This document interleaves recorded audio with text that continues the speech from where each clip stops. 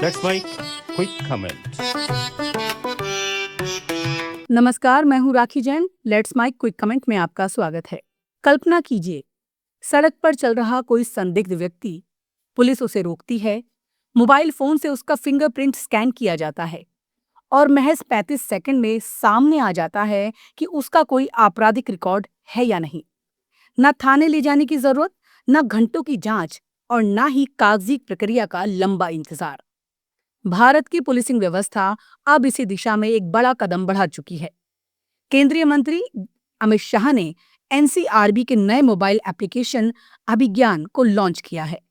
ये ऐप देश के 1 करोड़ 30 लाख से अधिक फिंगरप्रिंट रिकॉर्ड वाले राष्ट्रीय डेटाबेस NAFIS से जुड़ा है और दावा किया जा रहा है कि ये अपराधियों की पहचान की प्रक्रिया में क्रांतिकारी बदलाव ला सकता है।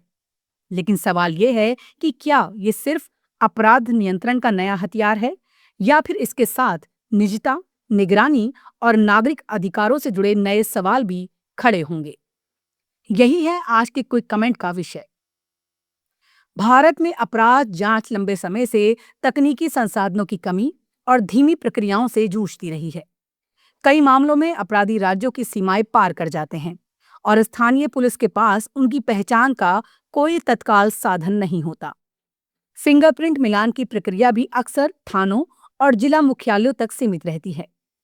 लेकिन अब अभिज्ञान इस व्यवस्था को सीधे पुलिसकर्मी के हाथ में ले आया है। इस ऐप की सबसे बड़ी ताकत इसका विशाल डेटाबेस है। NAFIS यानी national automated fingerprint identification system में फिलहाल 1 करोड़ 29 लाख से ज्यादा लोगों के रिकॉर्ड मौजूद हैं। इनमें आरोपी, दोषी, जेल में बंद अपराधी, नशीले पदार्थों के तस्कर, मानव तस्करी से जुड़े अपराधी और विभिन्न गंभीर मामलों में गिरफ्तार लोग शामिल हैं। जैसे जैसे नए रिकॉर्ड जुड़ते जाएंगे, ये डेटाबेस और बड़ा होता जाएगा।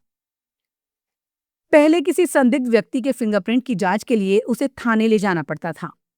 देश भर में केवल सीमित संख्या में वर्कस्टेशन इस सुविधा से लैस थे।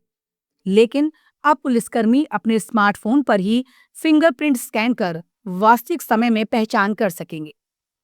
सरकार का दावा है कि ये पूरी प्रक्रिया केवल 35 सेकंड में पूरी हो सकती है। गृह मंत्री अमित शाह का कहना है कि आधुनिक पुलिसिंग केवल अपराधी को पकड़ने तक सीमित नहीं रहनी चाहिए, बल्कि उसे वैज्ञानिक साक्ष्यों के आधार पर अदालत में दोष सिद्ध कराने तक पहुंचना चाहिए। इसलिए fingerprint, DNA, facial recognition, mobile tower data और आइरिस स्कैन जैसी तकनीकों को जांच प्रक्रिया का अभिन्न हिस्सा बनाया जा रहा है। दरअसल दुनिया भर में कानून प्रवर्तन एजेंसियां तकनीक आधारित जांच की ओर बढ़ रही हैं। अमेरिका, ब्रिटेन और यूरोप के कई देशों में पुलिस के पास पोर्टेबल बायोमेट्रिक उपकरण पहले से मौजूद हैं। भारत में अभिज्ञान उसी दिशा में एक बड़ा कदम माना जा रहा है। लेकिन हर तकनीकी उपलब्धि के साथ कुछ सवाल भी आते हैं। सबसे बड़ा सवाल निजता का है। जब करोड़ों लोगों के बायोमेट्रिक रिकॉर्ड एक राष्ट्रीय डेटाबेस में मौजूद हों और उन्हें मोबाइल के जरिए एक्सेस किया जा सके, तब डेटा सुरक्षा की चुनौती भी बढ़ जाती है।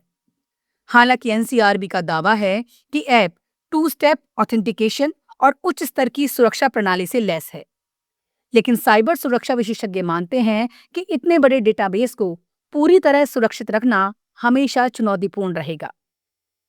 दूसरा सवाल जवाबदेही का है।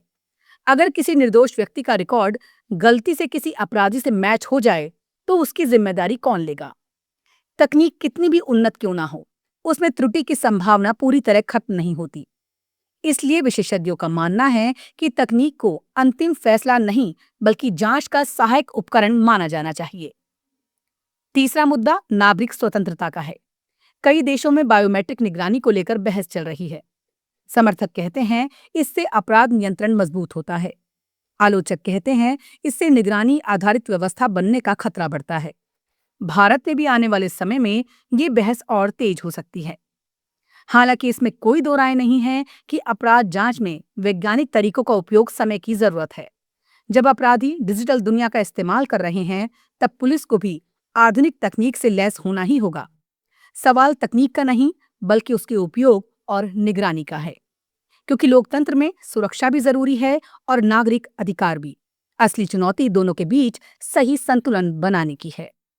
नमस्कार। आप सुन रहे थे let's mic more than radio.